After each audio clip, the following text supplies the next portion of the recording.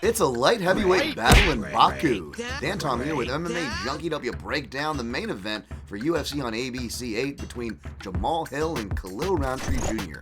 Rountree Jr. was last seen in a failed bid for the title against Alex Pereira at UFC 307 last year, while Hill, who also lost to Pereira, has been on a bit of a skid since and dropped another fight to a former champ granted in Yuri Prochazka earlier this year. At the time of this fight, the odds makers and the public are slightly siding with Rountree in the neighborhood of -140 as your favorite, with the underdog in Hill comeback number on him in the neighborhood of +110.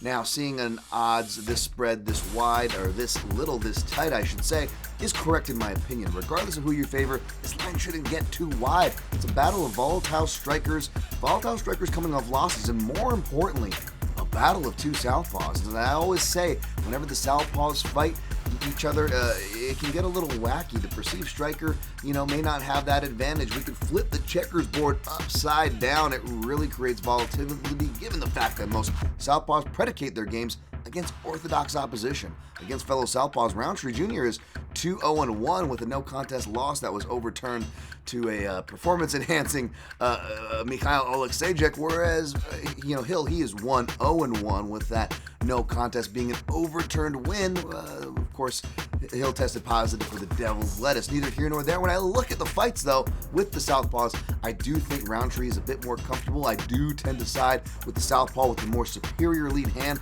but it's actually the kicks and the kicking lanes that stick out for me. Rountree almost a better kicker in the southpaw versus southpaw matchup, whereas Hill, who kind of has arguable sketchy defense against the kicks sometimes, really showed himself in the southpaw versus southpaw stance pairings, where the left hands, even from stance switchers like Yuri Prochazka and Thiago Santos, almost could not miss when they throw those. So I'm going to side with Rountree, but Hill is a live dog as well. And for pathways to victories on both fighters' stats and all the rest, check out my in-depth breakdown over at MMAJunkie.com, where you can find results this weekend.